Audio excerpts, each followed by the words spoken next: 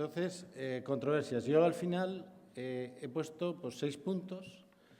En cuanto a la técnica que utilizamos, la indicación, porque sabéis que al ser una técnica que ninguna de las 3 intervenciones consigue un 100% de resultados, pues dependiendo del paciente, de sus condiciones, pues muchas veces nos planteamos, operamos, no operamos, le damos gotitas y nos olvidamos, en fin.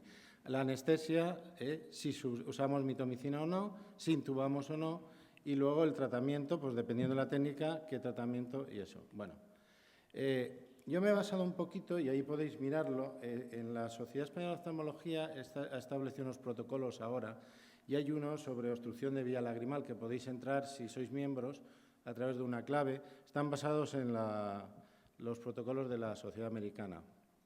Y ahí podéis sacar algunas conclusiones que, bueno, las he sacado para el que no pueda entrar. Entonces, ¿cuál elijo? Bueno, sabéis que ahí está la externa, que todos la conocéis, la endoscópica, que he dicho ya que lo hacen los otorrinos, y la daquioendocanalicular láser. Vale, pues depende un poquito, porque depende del traumatismo, de la intervención, depende el láser, la palabra mágica láser al paciente le atrae mucho, incluso la anestesia, es decir, el paciente le atrae mucho el que sea ambulante, que sea local. Entonces, sabéis que la externa, pues algunos plantean si el sangrado puede ser una complicación que hacerla muy ambulante, pero generalmente se hace local, y desde luego la endoscópica es con anestesia general. Si tiene que trabajar uno o muchos, por ejemplo, una externa, pues la podemos hacer uno solo y sacarse el tubito el solo, pero en la láser pues siempre tienen que ser 2. Yo conozco casos de cirujano oftalmólogo y enfermera, cirujano oftalmólogo y cirujano oftalmólogo y otorrino. En mi caso siempre ha sido con otorrino, tengo buena relación con ellos y amistad. Y luego, pues si la cicatriz cada vez se demanda más, si la cicatriz se tiene que ver, ¿no? Claro, la gente te exige más y ya en cuanto saben que pueden no tener cicatriz con otras técnicas, pues bueno, pues vamos a hacer esta. Vale. Entonces, como os he dicho, saber que el tratamiento de elección de una obstrucción de vía lagrimal es la intervención quirúrgica, o sea, no lo arreglan las gotas y eso ya está establecido. Por lo tanto, si nos planteamos solucionarlo, hay que indicar la intervención.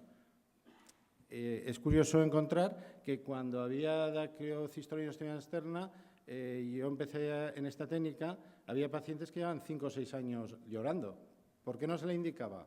Pues por muchos motivos. Y luego, en el protocolo de las SEOs, es una revisión completa, no existe evidencia científica lo suficientemente sólida para recomendar alguna de las técnicas de diferentes modalidades sobre las demás. ¿Por qué? Probablemente porque no se hayan hecho estudios serios y entonces no hay una evidencia total de una sobre la otra. Hay el único artículo que compara, ahí lo tenéis, de hecho no establece una diferencia en cuanto a resultados. Vale.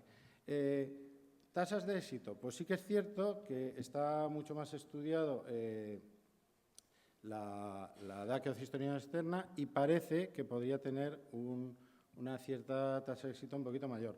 Pero bueno, los estudios, como he dicho, y ahí lo evalúan, son insuficientes, no tienen una evidencia muy alta.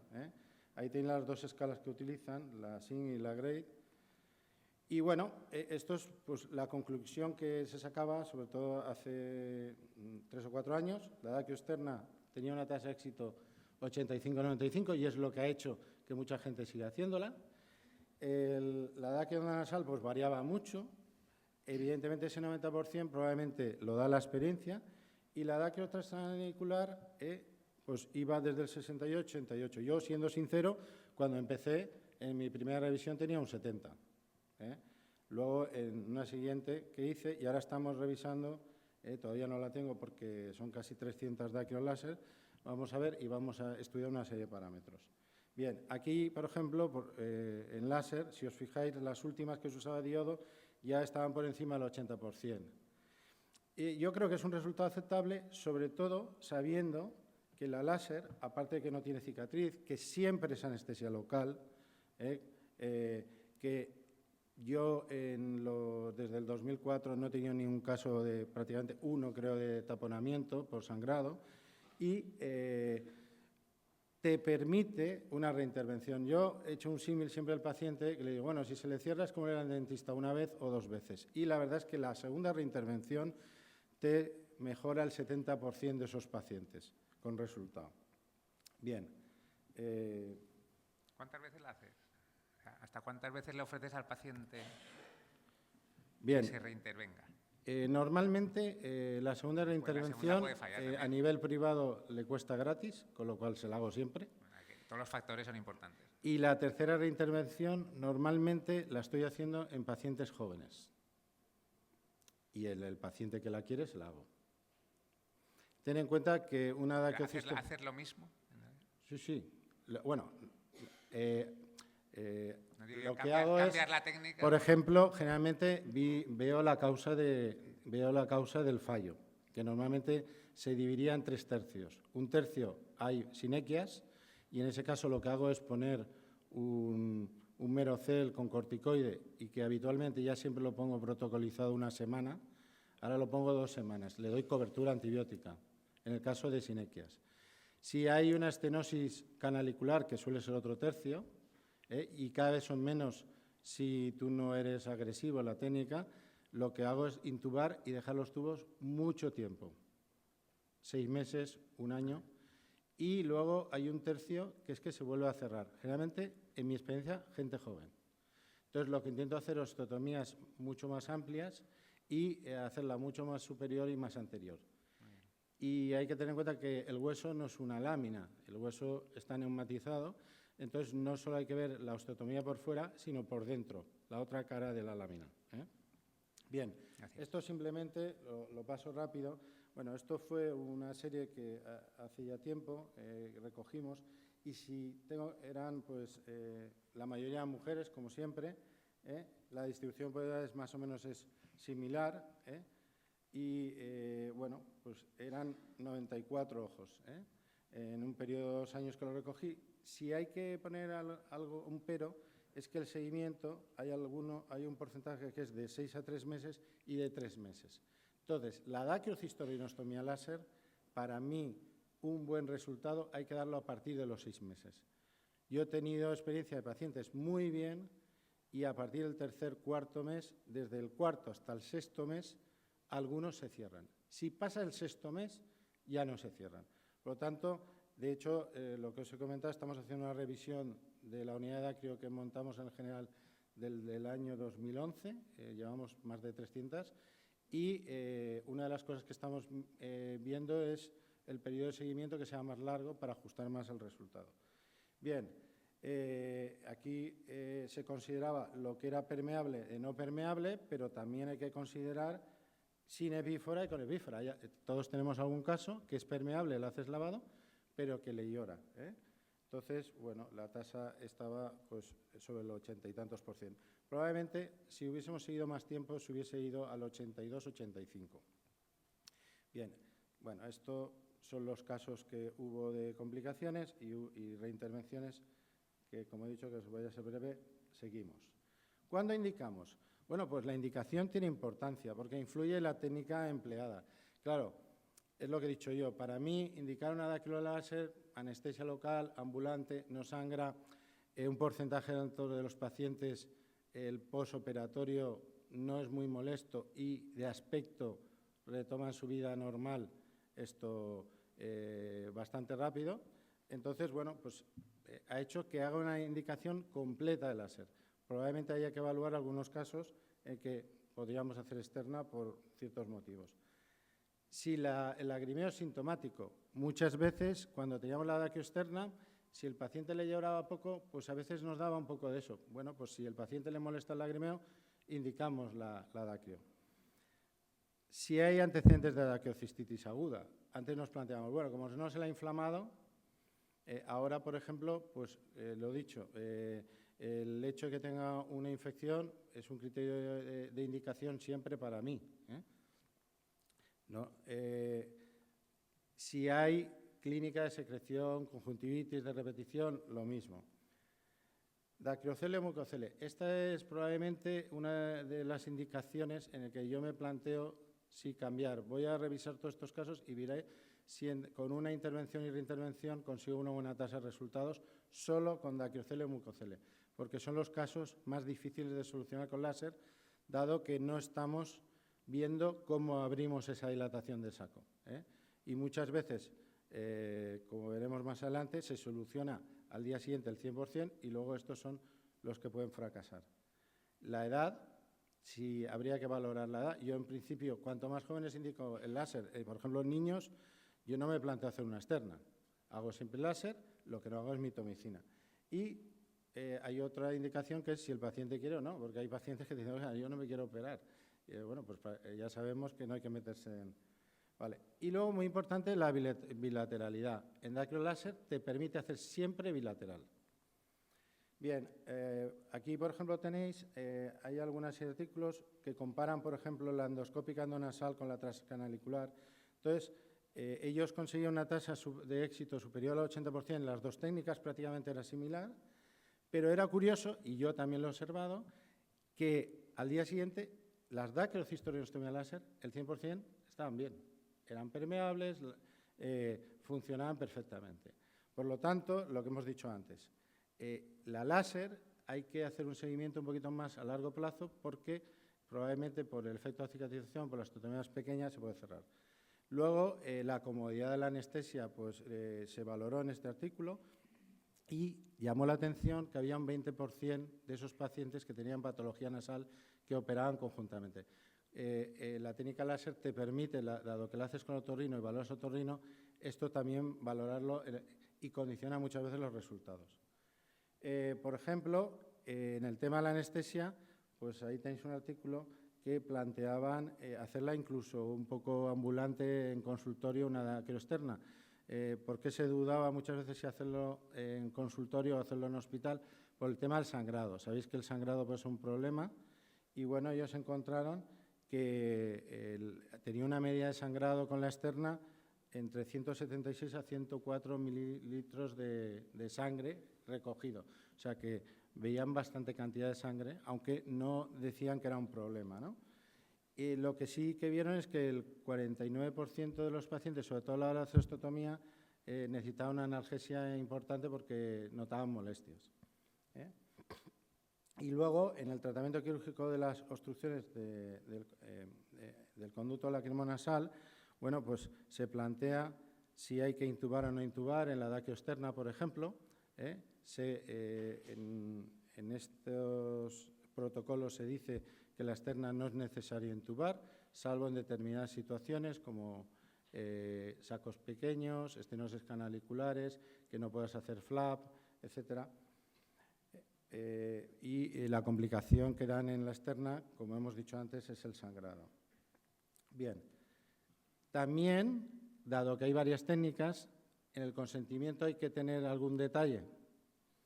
Bien, pues nosotros damos muchas hojas porque damos lo de la mitomicina, porque sabéis que en principio se usa compasivamente.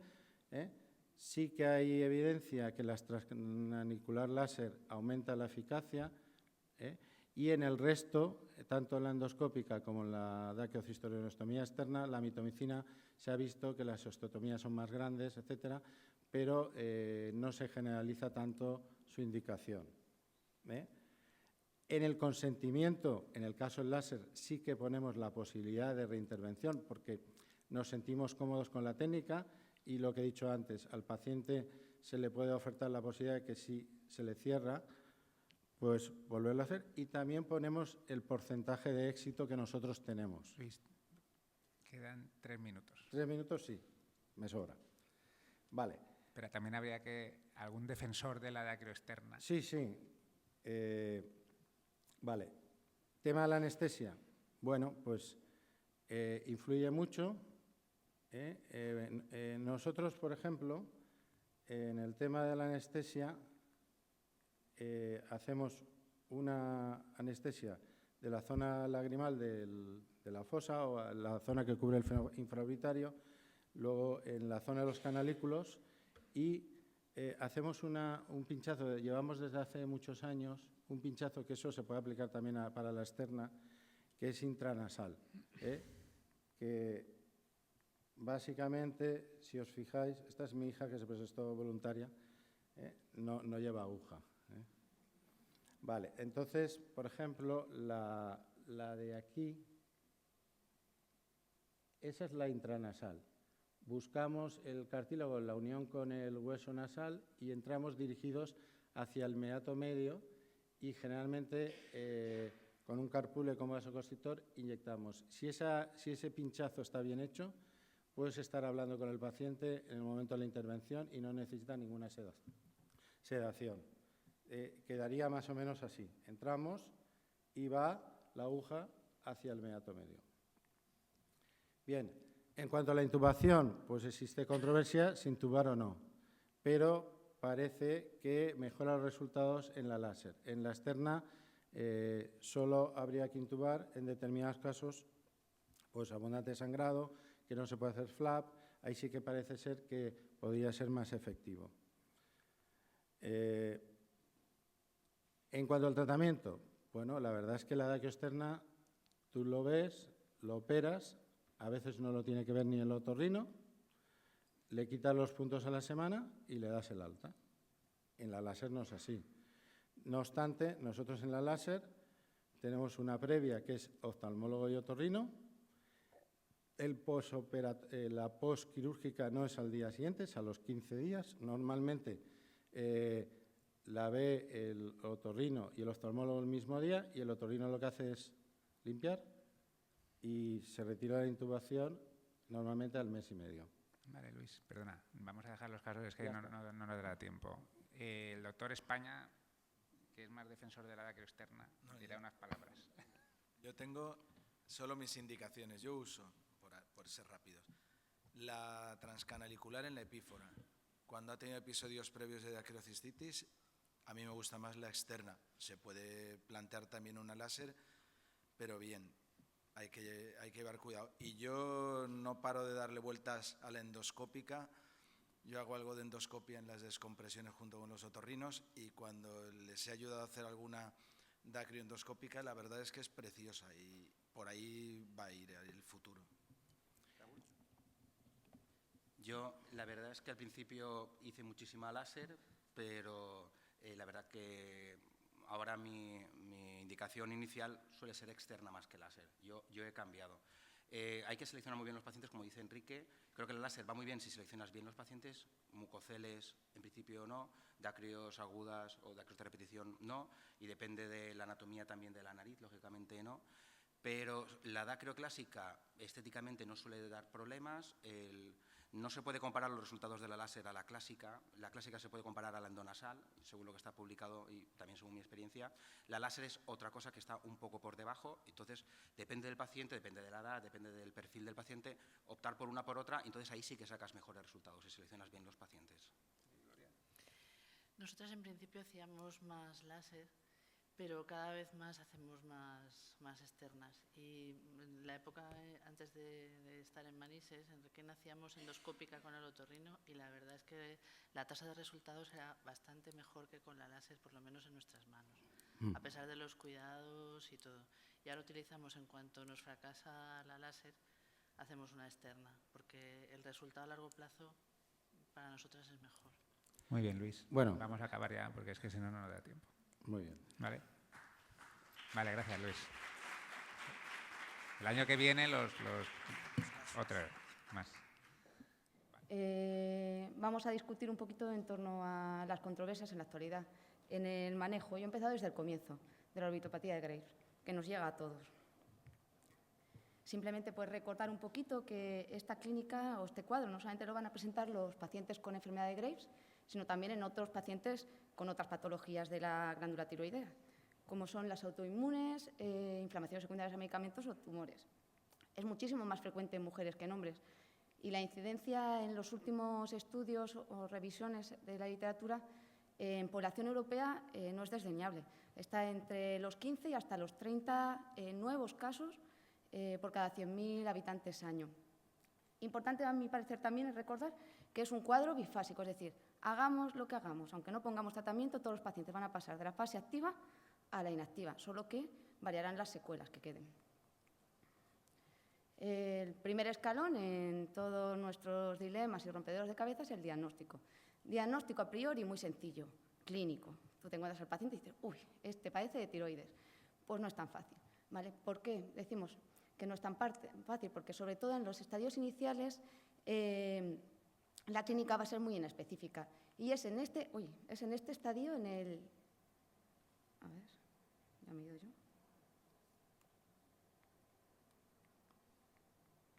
Es en las fases iniciales en las que realmente nuestro tratamiento, el actual que tenemos para la actividad, va a tener una gran respuesta. Conforme más tarde detectemos al paciente, peor va a ser nuestra respuesta porque estamos tratando en realidad secuelas. Estamos intentando tratar las secuelas, pero no la actividad. Aquí está el cuadro de los síntomas, la clínica, síntomas y signos de los pacientes que padecen de enfermedad tiroidea, y es donde veis lo que os había dicho. Es una clínica realmente muy inespecífica. Cantidad de cuadros de superficie ocular van a presentar la misma clínica.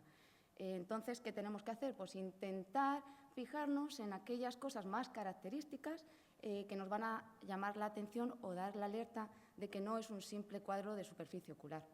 Como por ejemplo la caronculitis, la irritación palpebral, la proctosis o aquella clínica derivada de los procesos infiltrativos de los músculos y de los párpados. Aquí ya, para mí, ya empieza un poco el dilema, vosotros, en qué momento suelen llegar los pacientes, porque claro, estamos hablando que el tratamiento, la respuesta depende del momento en el que nos los encontremos. Y el diagnóstico fácil, pero no es fácil. Yo quiero que lleguen en todas las fases, ¿no? Podemos ver los que Exacto. están prediagnóstico, ya remitidos por el endocrino que ya tienes tu diagnóstico, ¿no? A mí al menos yo tengo dos tipos de pacientes, los del área que me los envía endocrino, que suelen tener un tiempo de evolución corto, y luego los demás están próximos al año todos. Todos los que me llegan de otro sitio llevan un año, a veces más, desgraciadamente. Entonces el tratamiento médico tiene poca opción. Sí, muy variados también, depende quién te los envíe. Y algunas veces somos los primeros que le decimos al paciente que tiene un problema de tiroides, entonces algunas veces muy variado. Complicado. Sí, vienen de muy diferentes maneras, ¿no? Y cuando os presentáis, o sea, primera vez, veis al paciente, sospecháis que todo el problema que ha pasado hasta ahora deriva del tiroides, sois vosotros, pedís directamente una analítica, pruebas de imagen, que yo creo que son importantes, no a la hora de llegar al diagnóstico en sí, sino del manejo, de plantearnos pues qué compromiso existe entre contenido y continente, cuál es su estado metabólico que va a influir en la respuesta.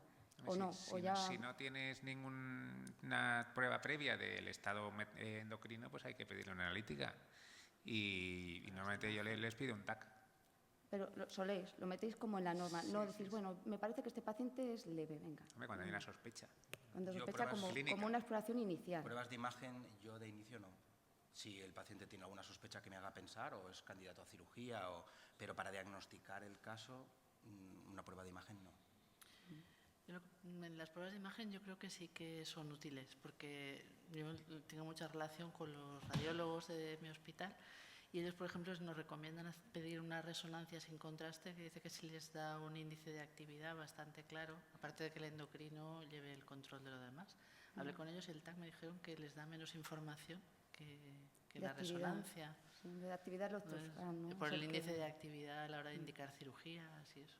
Yo es que sí que soy de las que creo que igual una prueba de imagen, no para el diagnóstico, pero sí para qué manejo, si voy a ser más agresiva o menos agresiva.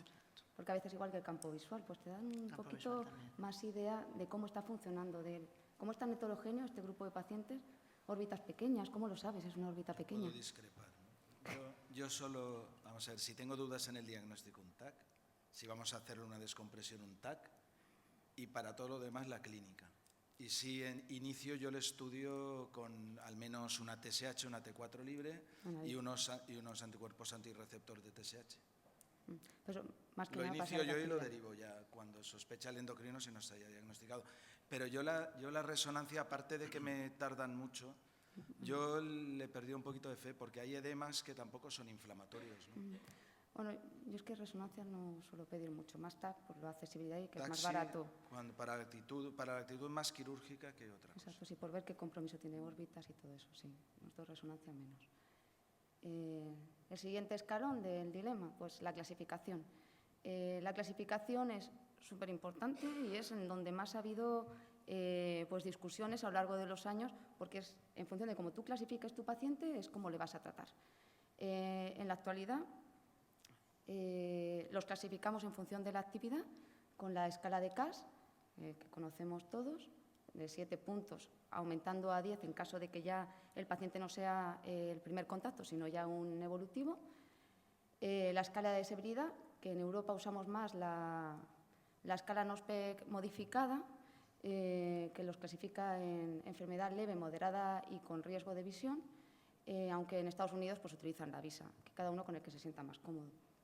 Y ya por último, que no está realmente introducido explícitamente en nuestra rutina diaria, pero yo creo que casi todos nosotros ya implícitamente entra el paciente y le preguntas cómo está e intentas hacer una entrevista dirigida para ver qué repercusión tiene en su día a día la enfermedad, cómo la vive. Lo que pasa es que, bueno, yo al menos, hacer un cuestionario, ir uno a uno preguntando, dárselo al paciente para que antes de que entre conmigo lo conteste, pues no, me lentece. Intento hacer mis preguntas, ahí voy dirigiendo. Nada, aquí más o menos pues saber vosotros cómo hacéis vuestra clasificación. Si usáis vuestro protocolo, yo hago con mi exploración y luego lo relleno, yo no voy punto a punto por agilizar. Si usáis alguna, sí que tenéis vosotros alguna escala de calidad de vida, o si hacéis simplemente vuestra clasificación personal. Pues yo miro la inflamación, más o menos sé qué grado de severidad puede tener el paciente o riesgo que tiene de progresar y de pasar. ¿Cómo lo hacéis? Yo uso el CAS y la severidad solo lo clasifico en leve, moderada o severa. No me voy con más porque el otro lo suelo escribir. Y lo de la calidad de vida yo pregunto, pero no sigo ningún cuestionario, solo si tuviera que hacer un estudio. Sé que los otorrinos con las descompresiones sí que les pasan un cuestionario porque están haciendo un trabajo, pero eso básicamente. Y solo me preocupa que el CAS a mí me falla. En algunas neuropatías ópticas que no las pillas con el CAS y tienen una neuropatía óptica, y en algunas afectaciones musculares que el CAS es muy bajo y que tienen diplopia y es evidente. Sí, yo creo que el CAS para la primera visita al CAS es fundamental, pero sí que en cuanto pasa la primera visita después hay que ampliar a la clasificación del EUGOGO con la variación de la diplopia, de la proptosis, porque te da mucho más juego. Y después, por supuesto, pues añadir también pues, el estudio cromático de los pacientes, aparte de... La función visual. Claro que también nos puede ayudar un poco a lo que comentaba Enrique de sospechar una neuropatía que a lo mejor puede pasar desapercibida, pero sobre todo ver la evolución del paciente y estar pendientes de la curva que sabes que va a tener y informar al paciente, saber que está clasificado en este momento así, pero luego ir reclasificándolo con el paso de las siguientes visitas. Sí, dependemos mucho del paciente. Y no hacemos cuestionario de calidad de vida. No, el cuestionario no hace falta porque el paciente ya te cuenta que tiene muy mala calidad de vida, que tiene los ojos fatal, que todo el mundo le mira y todas esas cosas. Yo creo que es importante Nosotros, por lo que decía, claro, que muchas veces lo que tú ves no es es realmente lo que suficiente. hay. Si no le dejas o si no exploras bien. El paciente tiroideo yo creo que es de todos los pacientes que tengo, los únicos que siempre están contentos hagamos lo que hagamos. Sí. Y eso es porque su calidad de vida es muy Mejora, mala. claro. Vale, pues ya el tratamiento, el último escalón y en realidad en lo que versaba la presentación. Sin embargo, para mí el tratamiento parecía que era igual en lo que menos controversia existe, porque el EUGOGO en su última publicación, en el consenso del 2016, parece que ya más o menos nos dio unas guías medio seguras, si clasificamos bien a nuestro paciente, claro, si lo elegimos bien. Entonces, este es pues un esquema de lo que las recomendaciones del EUGOGO del 2016. Ellos establecen que en todos los pacientes estén como estén, tenemos que insistir en el buen funcionamiento del tiroides, en que si es fumador que lo deje inmediato, dentro de lo que podamos, claro, y luego aconsejarles por medidas locales que le van a aliviar en su día a día. Pues las lágrimas, las gafas y dormir un poquito incorporado para aliviar la clínica de congestión matutina. En las formas leves nos animan a introducir en nuestro día a día el selenio, que es un gran antioxidante. Mejora la clínica oftalmológica, pero además hay mucho publicado en torno al gran efecto que tiene a nivel del control tiroideo, a nivel de la función del tiroides. También a nivel oftalmológico, aunque a nosotros nos cuesta un poquito más utilizarlo. Y para mí importante, porque normalmente no lo tenemos en cuenta, es que abre una ventana al empleo de corticoides en esta fase de actividad leve.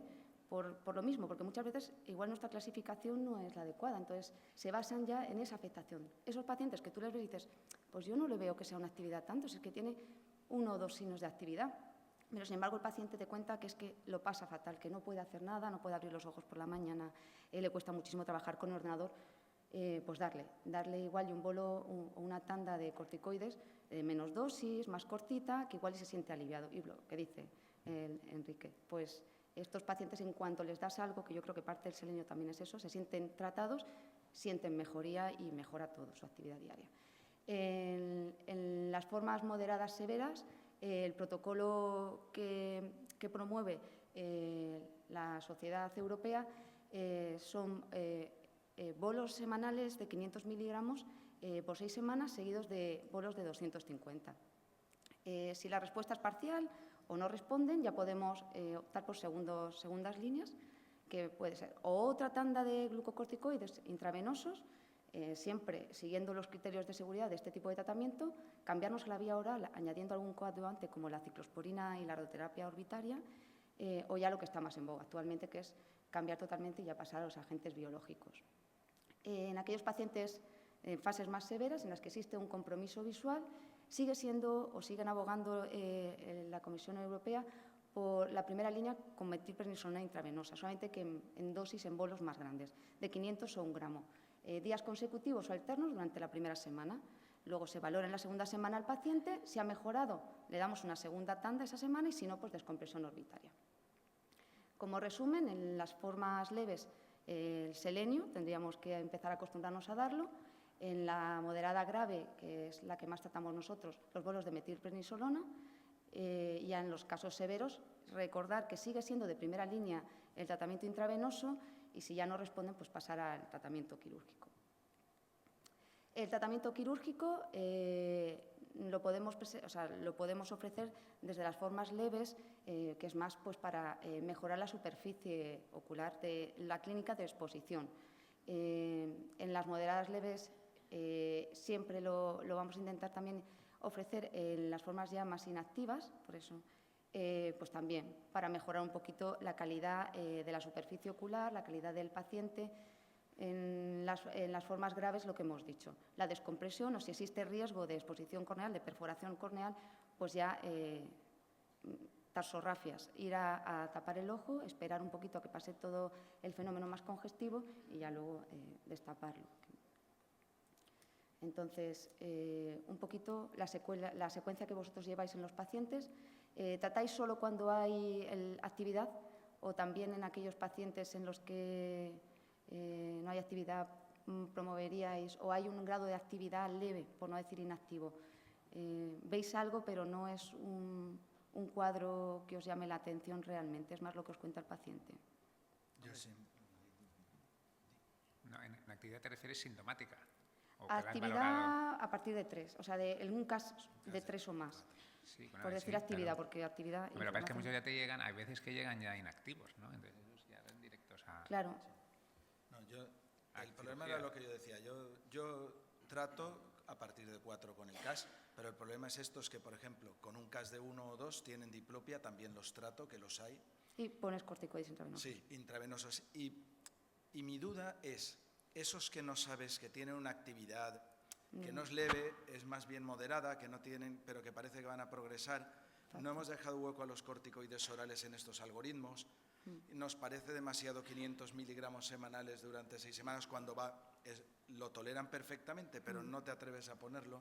Es el problema terapéutico que yo veo ahora mismo. El otro está claramente definido. Sí. Te sientes como menos apoyado. Por eso yo creo que luego metió eso para que nos sintamos como reconfortados de que, bueno, es que entendemos que tú creas que ahí hay que dar algo. Se toleran muy bien, pero el riesgo potencial en pacientes que todavía no están en un grado moderado... Esos pacientes, yo sí que intento probar con algunas dosis, a lo mejor semanal, una dosis de metilprednisolona 500 miligramos y ver cómo responde. Si responde a la primera o a la segunda, pues sí, hacer una pauta como si fuera... Sigues las 12. Depende del paciente, claro. Es que claro, las dosis más cortas no están demostradas, la eficacia no está demostrada. Sabemos que 12 dosis van bien, pero 4 dosis igual van bien de momento y luego recidiva. Es que no está, eso no está protocolizado. Pasar a oral o no pasar a oral, sistemas de 3 meses, y claro, ahí hay unos... ¿Y el selenio, tenéis experiencia? Yo sí que lo doy, pero sinceramente, a pesar de que la publicación era muy potente, publicada en una revista de mucho impacto, y a mí no me ha dado ese resultado que ellos tanto publicitaban en su publicación. Yo no sé si vosotros tenéis experiencia. Yo no tengo experiencia. Yo sí, Es muy difícil de valorar. yo sí que lo doy. Yo he Pero quedado en uno porque era muy malo el caso, porque no había manera de que respondiese a nada y ante Pues la se supone que lo desesperada, tienes pues... que dar en fase muy precoz, ¿no? Cuando no está, Claro, si leves, no, leves como tampoco- para darle Es un algo. acto de fe. En fases Te muy tienes que avanzadas fiar no del tiene ningún estudio. sentido. Claro. Yo creo que lo defienden más los principio sí. endocrinos. Ahí tiene ellos pocos tienen más efectos conocimiento. adversos y es bien tolerado en general. Si el paciente de la primera a la segunda visita lo suelo recomendar. Otra cosa es, claro, si se toman solo el selenio solo, otros se toman complejos que a lo mejor no llegan a la dosis que tú les has recomendado, pero sí que suelo recomendarlo porque tiene pocos efectos adversos. Lo Pero ideal los sería leves. que contara siempre con el endocrino a la hora de planificar el tratamiento, porque nos encontramos muchas veces con muchas discrepancias, que a lo mejor ellos les dan 30 miligramos de metilprednisona que para la orbitopatía tiroidea no nos sirve para nada y estamos tratando mal el caso y que sería importante trabajar No juntos es tan en una fácil muchas unidad. veces. Sí, pero sí. Esto es una enfermedad multidisciplinar. Claro. Pacientes complicados. Bueno, los bolos ya más o menos me habéis dicho que sí que usáis el protocolo que recomendó el EUGOGO, así que tampoco voy a indagar más. ¿Hacéis vosotros el cribado, el screening de complicaciones, la bioquímica, todo? Nosotros sí.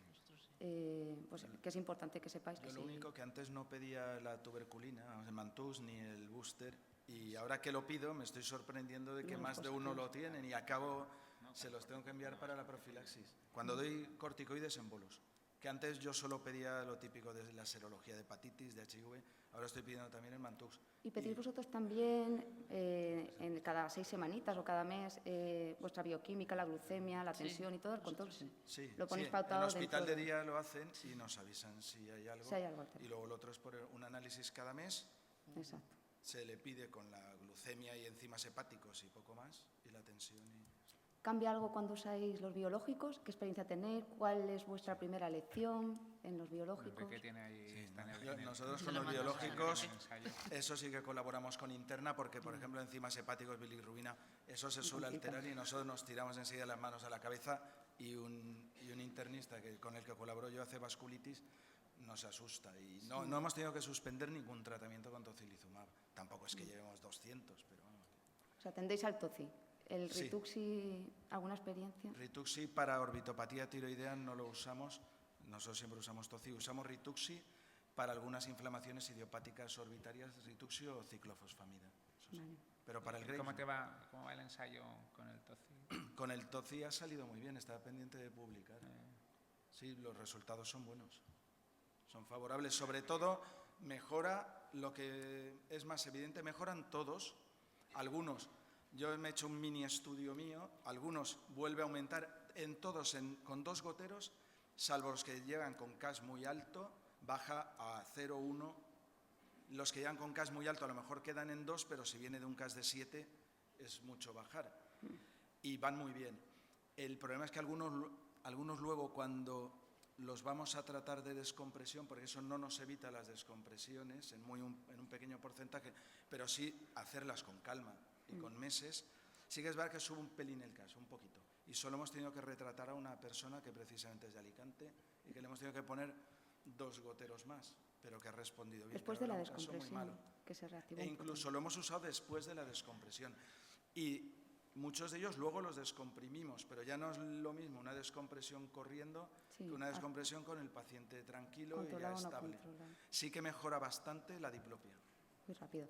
¿La radioterapia, tenéis alguna experiencia o directamente No la la usamos. desecháis? Vale, Yo no la uso.